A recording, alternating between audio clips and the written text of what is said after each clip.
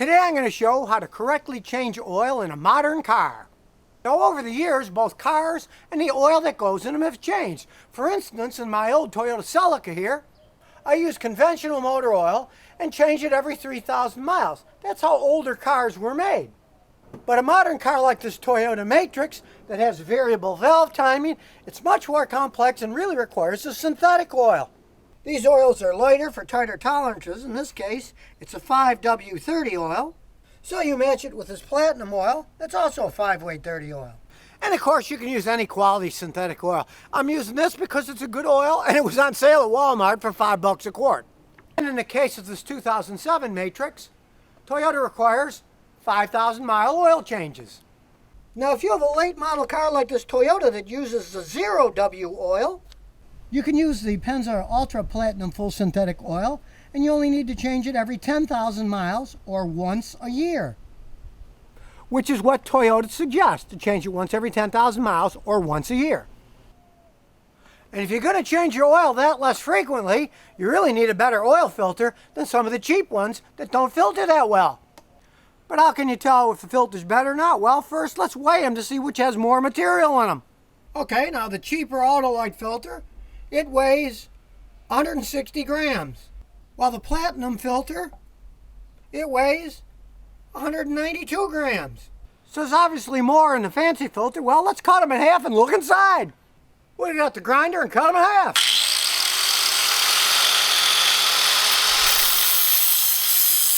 And we'll cut the platinum one in half too. Now when we compare the insides, the cheaper filter and the expensive ones have the same type of shell, but the seal on the cheaper one melted right off and fell. Well, the one here just stuck on the better filter, so it's got a better seal on it to begin with. But the main difference is the filtration material. The cheaper one you can see has much less pleats, so there's less surface area, and it uses a cheaper paper material, while this is a better composite one that can hold a lot more dirt. And when we look at the bottom of the filters, the anti-drain back valve, it's real cheap, made out of plastic on a cheaper filter, but here it's all metal with a metal spring, so it's going to last a lot longer. So if you're going through all the trouble using the right oil for your engine, you might as well use the right filter that's going to filter it for a long time. And now I'm going to show you how easy it is to change your own oil. You just have to jack the car up a little, because all modern cars are pretty low to the ground.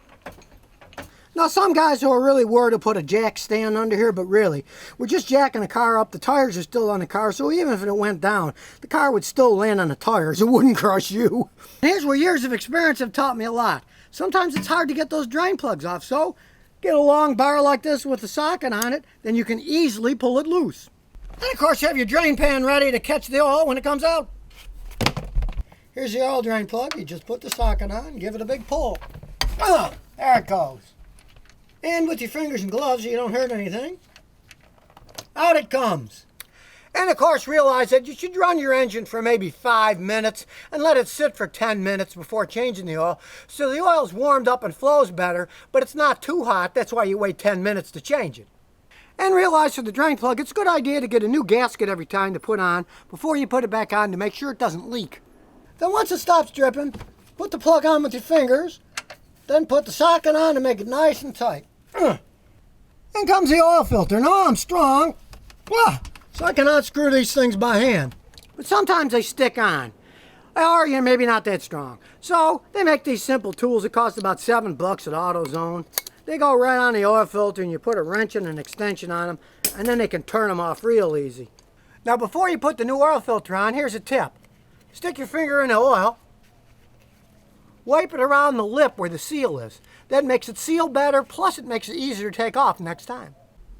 Then you just screw the filter back on, make it nice and snug. Then you just pour the correct amount of oil back in. And there's two ways of doing that. You can either look it up in your book, Google it and find what it is, or you can do it the old-fashioned way. You can check it before you change it and make sure it's full, then measure exactly what comes out, put the same amount back in. You can't beat that. And then the question arises, what do you do with the old oil? Well, I pour mine in a container and take it to a recycling center. And many auto parts stores take your old oil too. You can just pour it back in the containers it came in and give it back to them and they'll recycle it. So now you know how to correctly change oil in a modern car. because you don't want to ruin one of these fancy modern engines. They cost a fortune to repair, and oil changes are simple and quick. And remember, if you've got any car questions, just visit the Scotty Kilmer channel.